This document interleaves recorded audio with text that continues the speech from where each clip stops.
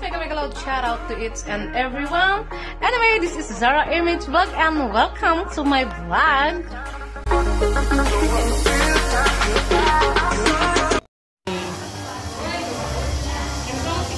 Ito po guys yung bar nila. Ayan. Anyway, andun ako.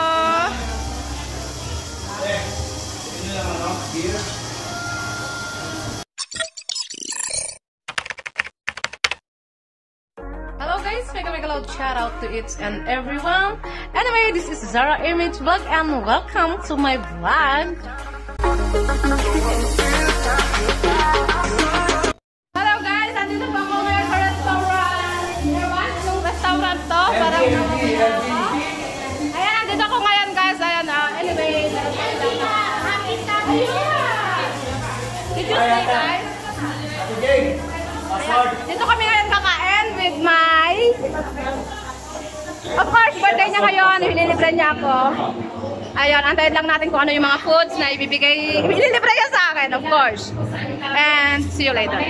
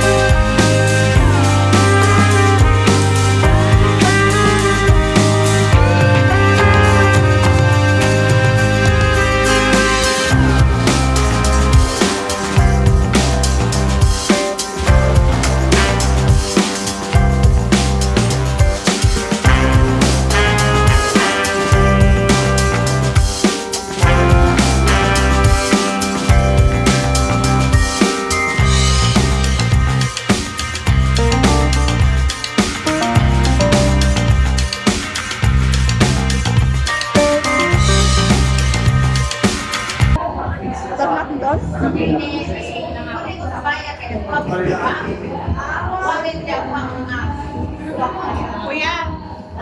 Yes, ma'am. That's papa.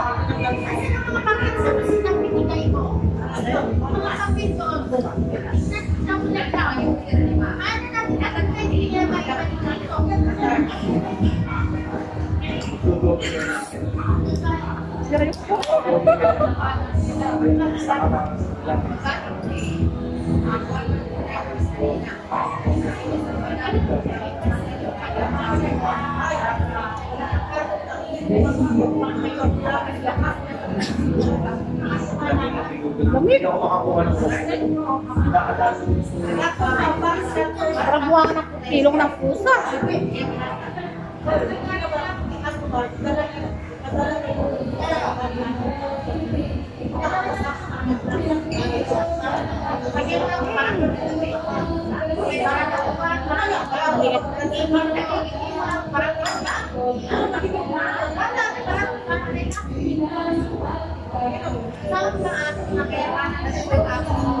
Ano ba ko yung nag-ayaw? Alis naman na tayo ng walang tapos. Walang laman, oh. Maliit kasi walang laman.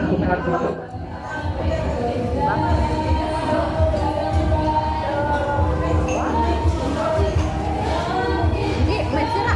Sira siya kayo. Sira.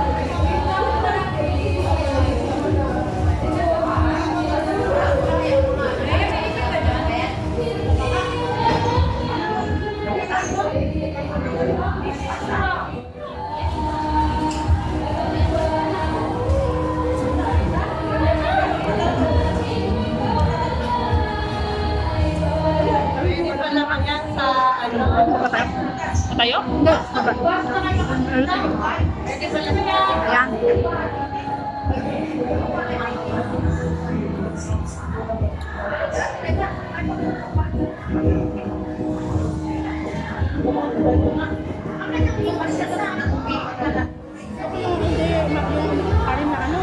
Gusto ko yung puti pa. Yung puti.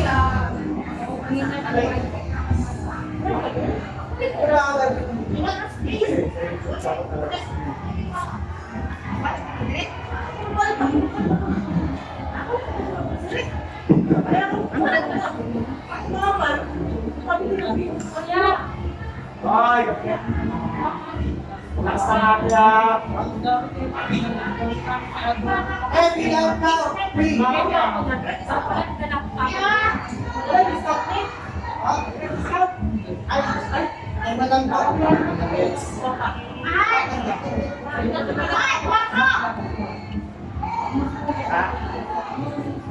Discount daw, discount.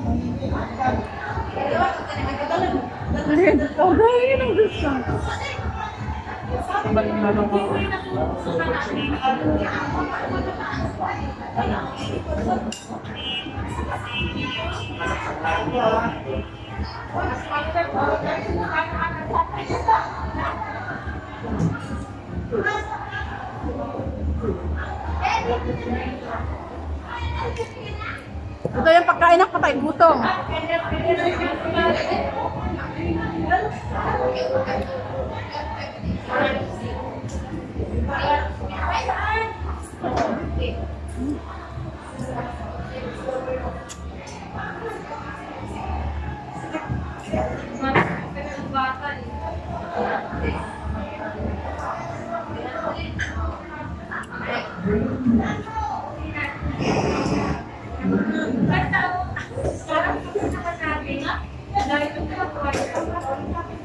Ayun guys, tingnan nyo, tapos na kami.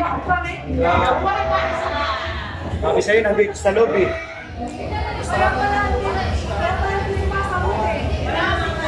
Kami sa'yo nandito sa lobby.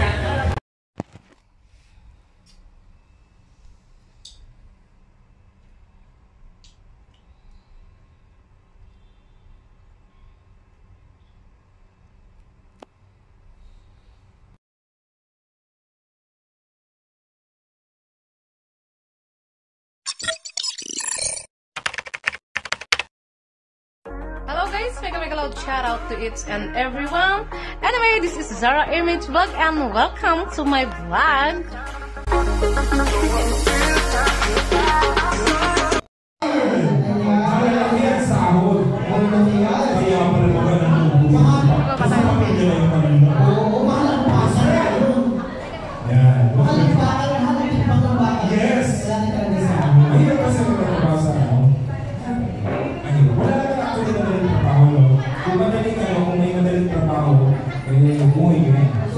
Actually, kahit na lumamay ko lang sa bakit kami nakapagod. Oo, kaya.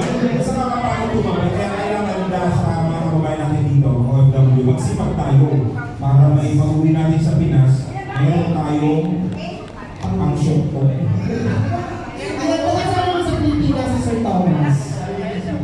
Iligan. Iligan City! Sino ba taga-Iligan dito? Ano? Si Sir Marlon taga-Piligan yan eh. Nakikinig-kinig. Ito Iligan.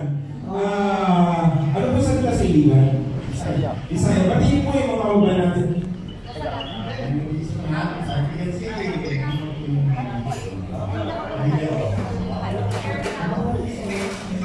Ayan. Diba? Oo, chill lang na yan, Sir Thomas. Diba parang masarap ito kanin?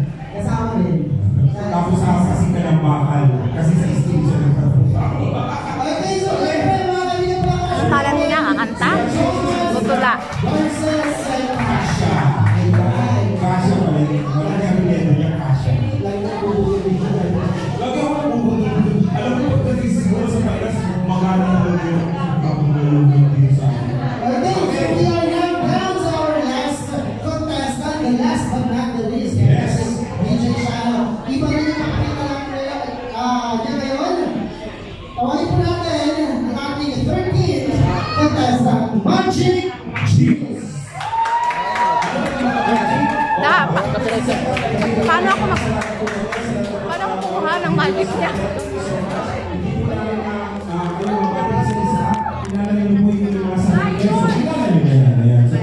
Pasalamat tayo sa DOWO, Philippine Embassy, Power for Infinity Balance. Sa ating mga sponsors, maraming salamat sa Almazene Exchange, Proteins, Al-Alia International Manpower Services, ADM International Manpower Services Company, The Framers, Training Assessment Training Corporation, Taste of Cebu, Thompson Republic, and LBC Express. Yes. Asan po yung may-ari ng Taste of Cebu? Wala siya ngayon, no? Oh. Ayan, siyempre pwede yung bisitahin. Ana. Ayan, si Mama Ana nandun. Multitasking. Multitasking si Mama Ana. May amin, tapos ano. At syempre, hindi rin makakalimutan si Ronnie na nandun. Oo. And speaking of Top Tier Republic, I would like to grab the opportunity na rin. Kasi mamaya nasa Top Tier Republic po kami mamaya together with LBC para makita po ng mga pasurpresa. Yan. Yung may pinakamalakas na palakpak, magbibigay ako ng 3 t-shirts, okay?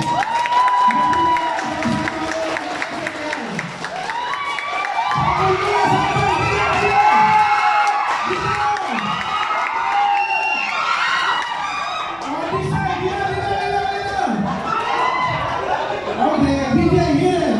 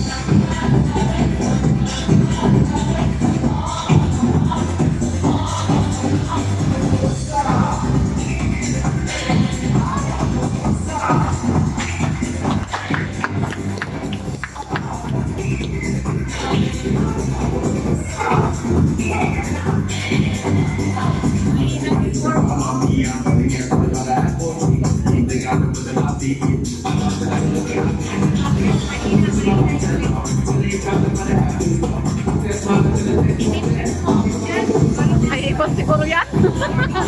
Hala! Nagkasya yung flower sa loob.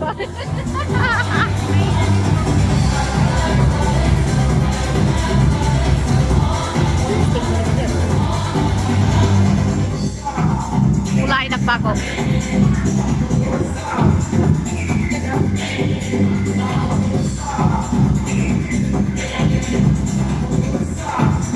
Alcohol siguro yun. Alcohol ka.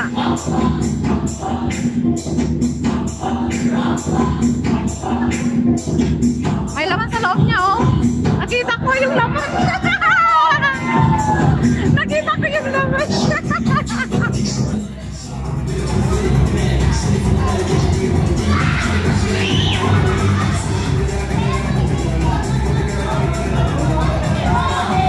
Give me!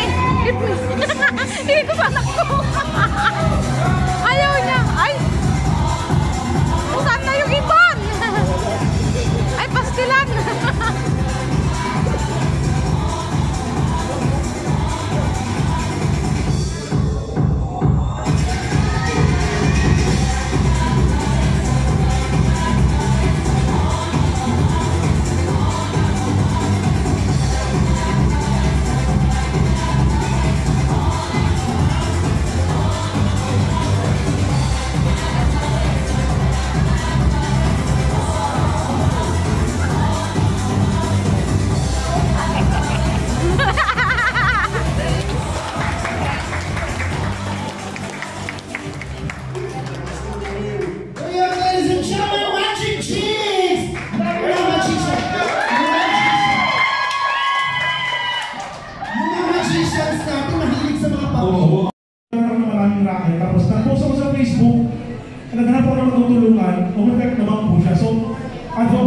mission ko, sasali ako sa lahat ng mission.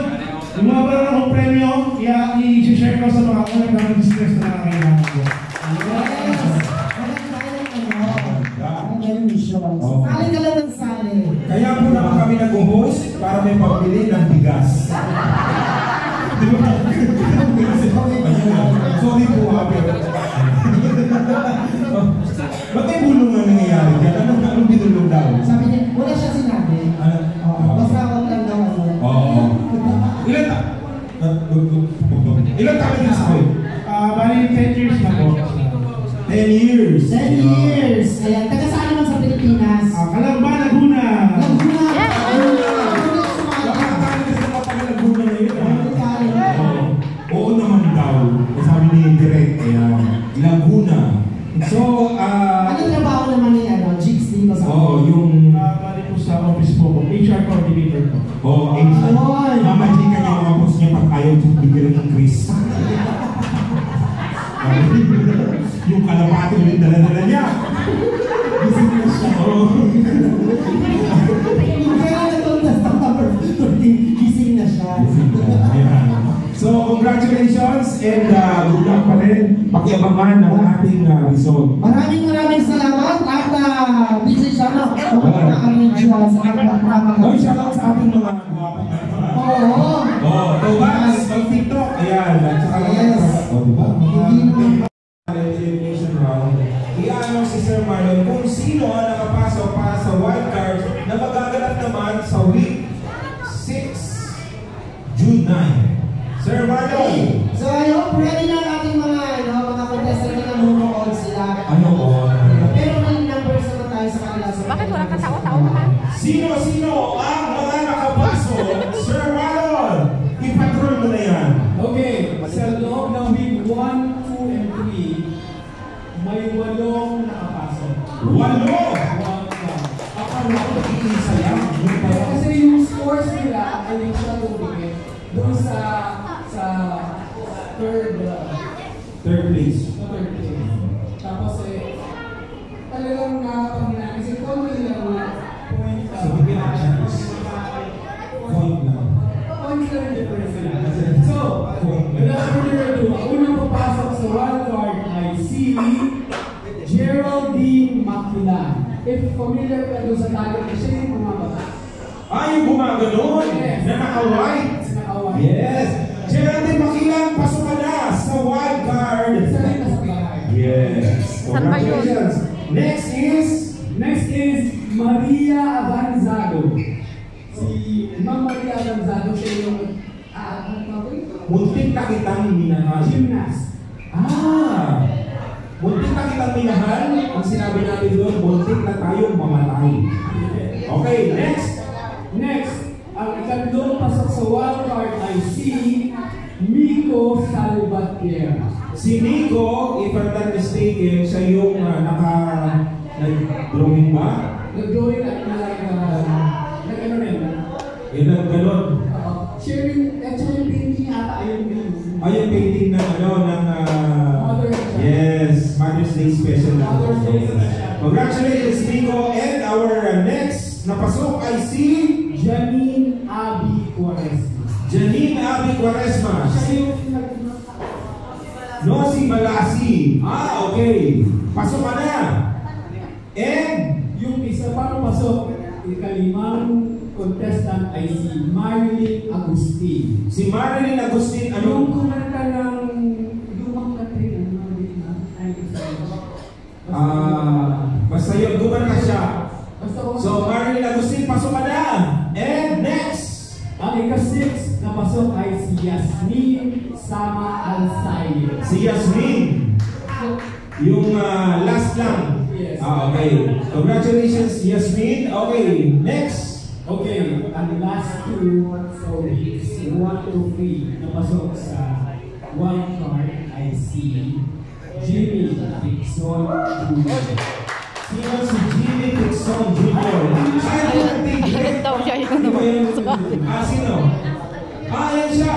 Pasok ka na. Pwede ka na umuwi. Yan pala yung hinintay mo. Sabi niya, pupunta ako, titignan ko kung pasok ako. Ayun, pasok ka na. Congratulations! Sa wildcards. And last. Last. Mayroon pang last. Pero, pero May pa tayong wildcard for this week. At